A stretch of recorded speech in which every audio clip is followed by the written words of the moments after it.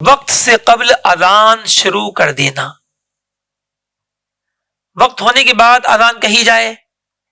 قبل از وقت کہی گئی، قبل از وقت اذان کہی گئی، یا وقت ہونے سے پہلے شروع ہوئی اور دوران اذان میں وقت آ گیا تو اعادہ کیا جائے۔ نہ تو وقت سے پہلے اذان کہہ سکتے ہیں، نہ اس طرح کہ بھئی دوران اذان وقت شروع ہو کہ کچھ یہاں کچھ وہاں، تو یہ دونوں اذانیں نہیں ہوں گی، اور ان کا اعادہ کرنا، ان کو لوٹانے کا حکم ہے۔ اذان کا مستحب وقت، نمبر 1، اذان کا وقت مستحب وہی ہے جو نماز کا ہے، ٹھیک ہے، اذان کا مستحب وقت وہی ہے جو نماز کا ہے، یعنی فجر کی مستحب وقت کیا ہے؟ سیکنڈ ہاف میں،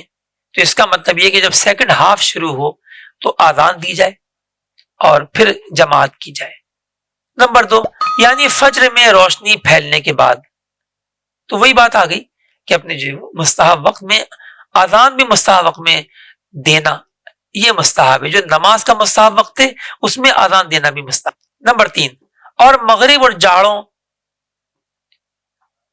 کی ظہر میں اول وقت اذان مستحب ہے،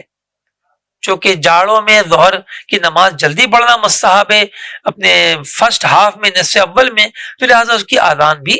جلدی دینا مستحب ہوئی۔ نمبر 4، اور گرمیوں کے ظہر اور ہر موسم کی عصر و عشاء میں نصف وقت مستحب گزرنے کے بعد اذان مستحب ہے، مگر عصر میں اتنی تاخیر نہ ہو کہ نماز پڑھتے پڑھتے وقت مکروہ آ جائے۔ اب سیکنڈ ہاف میں تو اذان دینا مستحب ہوئی، بھئی عصر میں تو ہمیشہ تاخیر مستحب ہے سوائے ابر کے،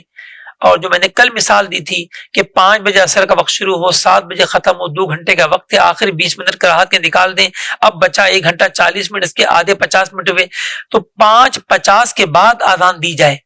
سیکنڈ ہاف میں، لیکن اب ایسے بھی دیر نہیں کر دے کہ نماز پڑھتے پڑھتے وقت مکروہ آ جائے، مطلب یہ کہ پھر وقت مستحب شروع ہوتے ہی اذان ہو جائے اور وقت مناسب پر نماز عصر بھی